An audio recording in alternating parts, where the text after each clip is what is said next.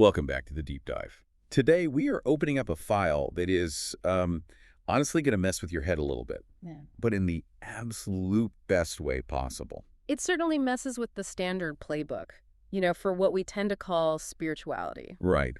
Because usually when we dive into these esoteric texts or, channeled material or mystical guidebooks, the advice is pretty consistent. It's almost always dissolve the ego, let go of attachment, surround yourself with love and light. And maybe sit in a lotus position for 3 hours until you can't feel your legs. Exactly. That's the stereotype. The ego is usually the villain of the story. It's this thing you have to, kill to get to enlightenment. The great enemy, Right. the thing that stands in your way. But today, we are looking at a document where a disembodied entity, a consciousness not focused in physical reality, tells a human being that to be truly spiritual, they need to stop being so nice, go win an argument, and take a brisk walk around the block. And that if they don't have a strong functioning ego, they are actually in danger. It's Right. a complete inversion of that whole New Age trope. It's the paradox that caught me immediately. It's so counterintuitive. We are looking at session 90 of the early sessions, book 3 of the Seth material. This was recorded way back on Monday, September 21st, 1964. And just to set the vibe for you, it's 9:00 p.m. You have to picture the scene. It's 1964. Yeah, the Beatles have just taken over America. The world is changing. And in this living room in Elmira, New York, something very, very strange is happening. A very specific atmosphere, not Yeah. some grand temple. Not at all.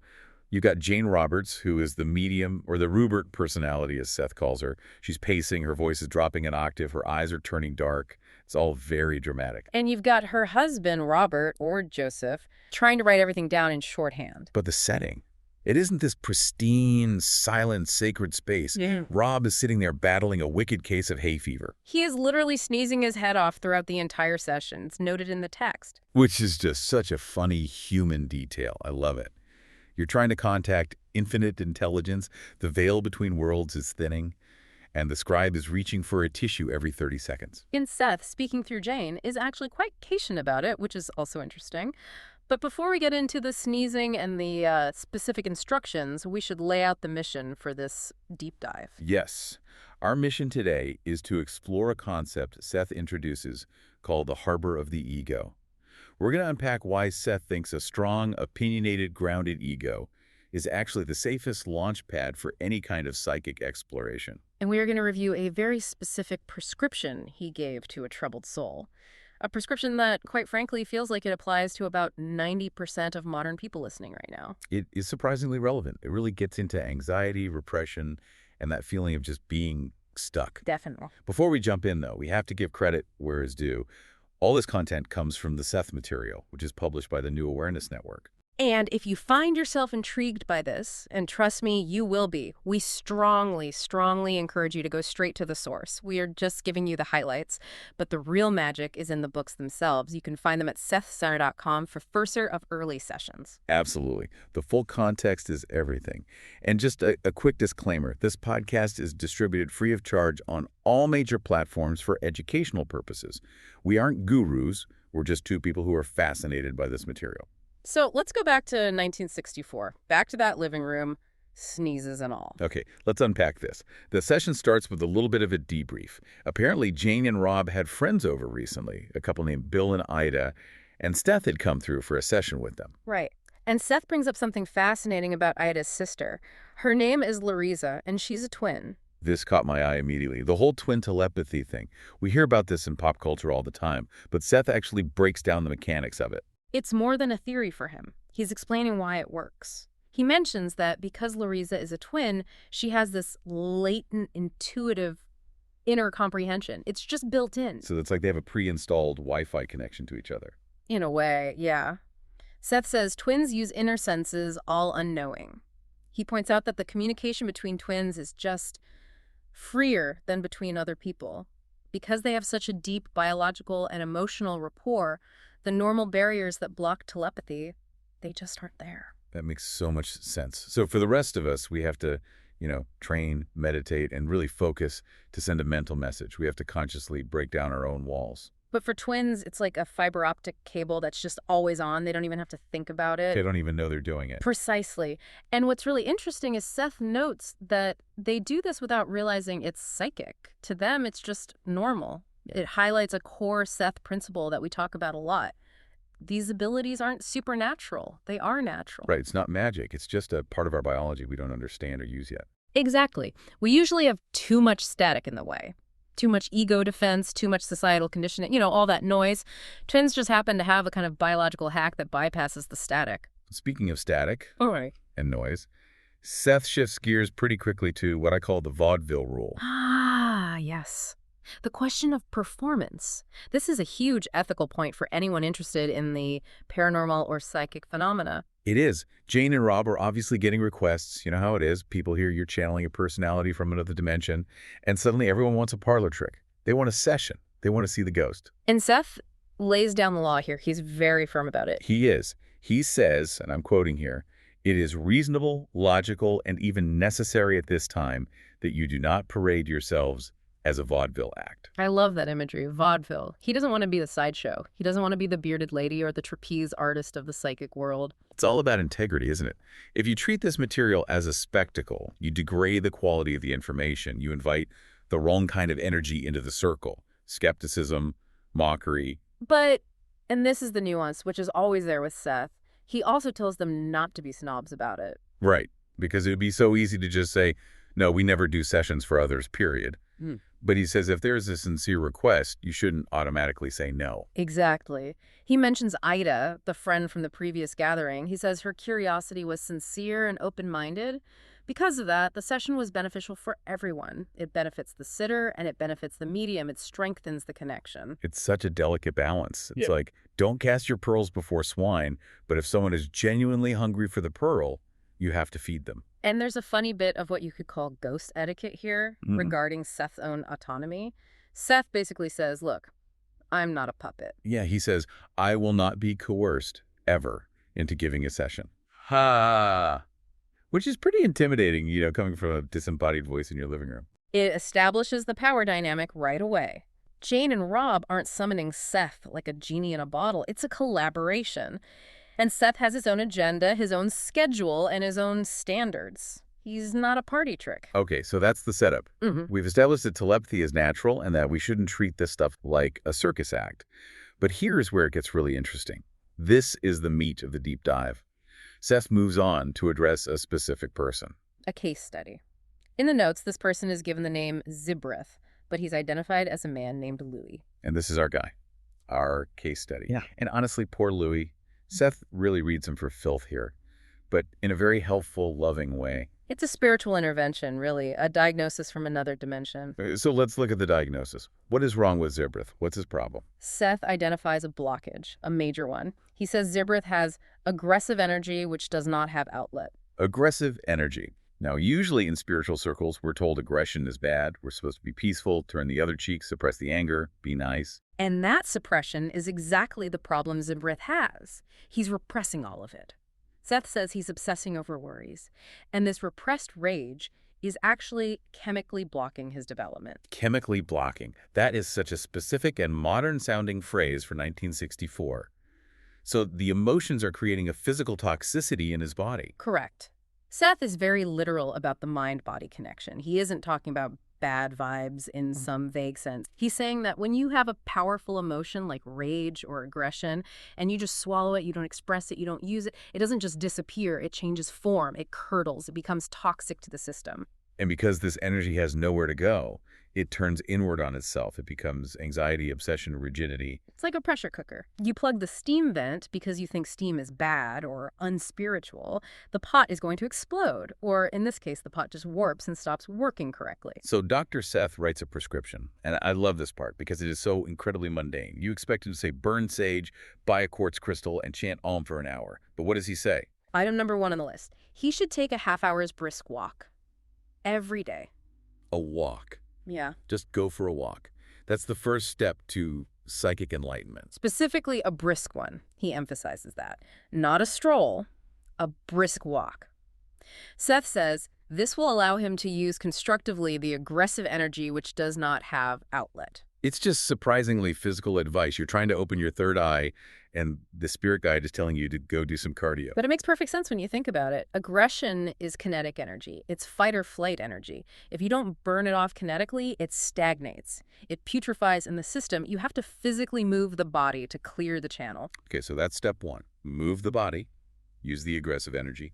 Step two is what Seth himself calls the Pollyanna exercise. And he's very self-aware here. He admits it sounds Pollyannish to an extreme. Yeah. For those who don't know, Pollyanna refers to that old story about the girl who's just annoyingly optimistic about everything, the glad game. Right. It's usually used as an insult, like, oh, don't be such a Pollyanna. But Seth is reclaiming it. The instruction is, help another human being in a small way, 3 times a week. But there's a catch, a really big catch. You cannot expect things. You have to do it without seeking any recognition or reward. So why? What's the mechanism there? Why does it matter if I get thanked for holding the door for someone? It's about getting out of your own head. Seth says Zibreath is obsessed with his own worries. He's stuck in this feedback loop of me, my problems, my worries. By focusing your energy on someone else without the ego gratification of being thanked, you break that cycle of self-obsession. I see. If you do it for the thanks, you're still feeding the ego. You're just reinforcing the loop. You're saying, look at me, I'm such a good person. Acknowledge me. Exactly. But if you do it secretly or without any expectation of return, it forces the energy outward instead of spiraling inward. It's a technique for expansion, not for ego reinforcement. So we've got the walk for the body. We've got the secret kindness for the soul. Now, step 3. This is my favorite. This is the one that completely flips the script on what we think of as spiritual behavior. The argument therapy. I love that name for it. Seth tells this guy that 3 times a week, he needs to disagree with people. Specifically, he says, quietly but firmly express a diverse opinion. Can you imagine a therapist telling you that? Your homework this week is to get into 3 arguments. But look at the why. It's brilliant. Seth says this personality, Zibreath, is intuitively strong, but he fears his own strength. He's been denying his normal, healthy aggressiveness. He's been taught, or he believes, that to be good or spiritual, he has to agree with everyone. So he's a doormat. Yeah. A classic people pleaser. Essentially. And Seth is saying that this constant repression is creating an inner pressure. If you don't let a little steam out of the valve by standing up for yourself, the boiler is going to explode. Yeah. Or in this case, the boiler just shuts down all the psychic machinery to protect itself from the pressure buildup. And it connects right back to that idea of chemical blocks. Yeah. If you are constantly swallowing your truth, constantly just nodding along when you actually disagree with something, you are creating a physical restriction in your body. You're literally tightening up. And a psychological one. You are telling your subconscious over and over that your own perception of reality doesn't matter, that your truth is invalid. And here is the kicker quote from Seth, the one that ties it all together. A confident ego is indeed a prerequisite for psychic venturing. Boom. There it is. That's the massive takeaway, the aha moment of the whole session. A confident ego is a prerequisite. Let's just pause on that for a second because it contradicts so much of what you hear. We are so often told the ego is the barrier to the divine. We're told we need ego death. Seth is saying the ego is the vessel, it's the launch pad. That brings us to section 3 of this deep dive, the harbor. This is the metaphor that really stuck with me. It's beautiful and, honestly, a little terrifying. Seth says, and I'll quote again because it's so important, "The feet of the ego, of any ego, must not rest on quicksand, or when the venturing self returns, there will be no sound foundation to receive him." No sound foundation. So imagine you are an astronaut. You're going to leave Earth, which is physical reality, to go explore space, the inner reality. If you try to launch your rocket from a launch pad made of mud, you're not going anywhere. Or if you do, you can't land again safely. The launch itself is unstable, the rocket just tips over. Seth uses another metaphor right after, like a boat with no harbor to receive it, and like the man without a country. That is a chilling image. A boat with no harbor, just drifting at sea forever. It explains so much. It explains why some people have bad trips or even mental breaks when they dabble in the occult or deep meditation without proper preparation. If you don't have a strong handle on physical reality, if you can't pay your bills, handle your relationships, walk your dog, or win a simple argument, you have no business trying to leave the body. Safety first. It's so pragmatic. Exactly. Seth is being incredibly practical here. He says that if your psychic investigation results in a lessening of egotistic control over circumstance, you should instantly halt. Stop immediately. That's a giant red flag. Right. If you start meditating and suddenly you can't manage to do the dishes, or you're fighting with everyone in a non-constructive way, or you're losing touch with time, Seth's advice is you are on the wrong path. The goal is more control, more grounding, not less. It reminds me of that old saying, so heavenly minded, you're of no earthly good. Mm-hmm. Seth is saying you have to be earthly good first to be heavenly minded. Precisely. He actually calls this the most difficult discipline. It's easy to just float away in a trance. Anyone can dissociate. It is much, much harder to train the ego to relate well to the physical universe while also opening up to the inner world. That's the real work. So Zebrathur case study needs to build his harbor. He needs to pour the concrete and reinforce the docks before he even thinks about bringing the ship in.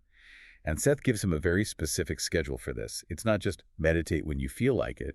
It's an algorithm. It is a rigid protocol, a training regimen. And the timing is fascinating because it intentionally incorporates breaks. The rests are part of the workout. Let's run through it, because if anyone listening is feeling a bit like Zebrathur repressed, anxious, stuck, this might be a good template to consider. Okay. So first, he prescribes 15 minutes of meditation daily for 3 months. That's short, very manageable, not intimidating. Then, and this is the kicker, 3 full weeks of NO meditation. Cold turkey. You just stop everything. Why would he do that? To prevent detachment. To let the ego reassert its footing in the physical world. If you just keep pushing and pushing, you might float away. The pause is just as important as the practice. It lets the new neural pathways settle and integrate. It's like interval training for the soul. You sprint, then you rest. And the rest is where the muscle actually grows. Exactly. So then, after that 3-week break, he's to do 1 month of 30-minute sessions. Then another break, this time 1 week off. And finally, a year of maximum 30-minute daily sessions. He caps it at 30 minutes. He puts a ceiling on it. He does. He doesn't want Zebrath spending 4 hours a day in a trance state. He wants him out there, engaging with life. He wants him working, arguing, walking, doing those secret acts of kindness. And the focus of the meditation isn't about emptying the mind, right? We aren't trying to achieve a void. No, not at all. Seth suggests following lines of expansion, projecting your consciousness outward toward all that is. It's about drawing upon the energy of the universe. It's an active process, not a passive one. You are reaching out to grab a live wire, not just sitting in the dark waiting for something to happen. It really reinforces that idea of balance. You go in to get the energy, then you come out to use that energy in the physical world. You don't just stay in. And you have to remember, this advice is tailored for a specific personality type, someone who is repressed and naturally introverted. But the principle applies broadly. Your spiritual practice should not make you less functional in the real world. It should make you more functional. If you're enlightened but you can't hold down a job or maintain a healthy friendship, Seth would say you aren't enlightened, you're just drifting. I think about how many people get into this stuff to escape their problems. Yeah. You know, my job sucks, my relationship is failing, so I'm going to go learn how to astral travel. And Seth would say, fix your job and your relationship first, build the harbor, then we can talk about the astral plane. Harsh, but fair. It's protective. He's trying to protect the psyche from fracturing. It's a safety manual. Now, despite all this heavy discipline talk, the harbor, the quicksand, the repressed rage, the session ends on a note that is just weirdly adorable. It is. The peachies. I actually laughed out loud when I read that. Seth, this ancient, multidimensional entity, this voice of cosmic wisdom, says, I will now, my 2 peachies, end the session. My 2 peachies. It's such a grandma thing to say. It's so unexpectedly affectionate. It shows the range of the personality.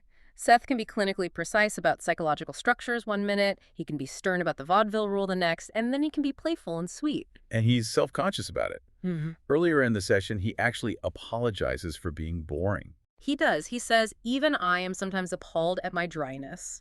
And he promises to indulge in a bit of humor for variety very soon. It's like he realizes he's been lecturing for an hour and wants to lighten the mood. It makes him feel very, well, person-like, relatable. And then, of course, the final touch of humanity. He addresses Rob's hay fever. Right. The poor guy has been sneezing for an hour straight.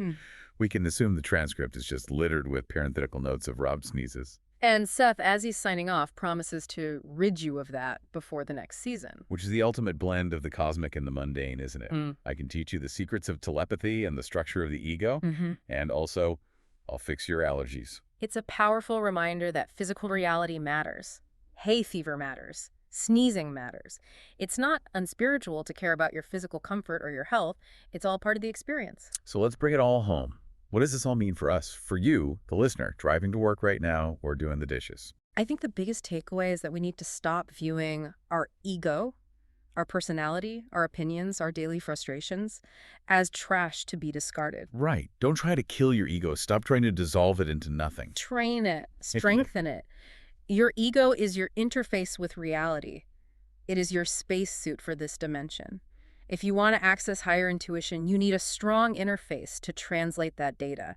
If the spacesuit is full of holes, full of repressed rage and fear and self-doubt, you can't go to the moon. And maybe, just maybe, you need to be a little bit more like Z-Breath's prescription. Take a walk. Seriously, get that aggressive energy moving. Do something nice for someone and then shut up about it. Don't post it on Instagram. Let it be its own reward. And if you disagree with someone this week, say so. Quietly but firmly. Right. Don't start a bar fight, but express the diverse opinion. Let that steam out. Clear the pipes. It's just amazing to think that standing your ground in a meeting at work might actually be a more powerful spiritual exercise than an hour of meditation for some people. It builds the harbor.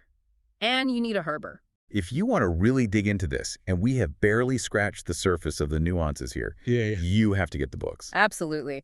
We are looking at Session 90 from the Early Sessions Book 3. You can find them at sethcenter.com/the early sessions. It is a treasure trove. And remember, we are doing this for free for education because we love this material, but the real magic is in the source. Always. So here's my final thought for you to chew on today. Seth says the ego is your harbor. So before you try to sail into the mystic unknown tonight, ask yourself, is your dock built on solid ground? Or is it resting on quicksand? A terrifying thought to leave you with. But a necessary one. Thanks for diving deep with us. Go be a confident ego this week. And be a peachy. See you next time.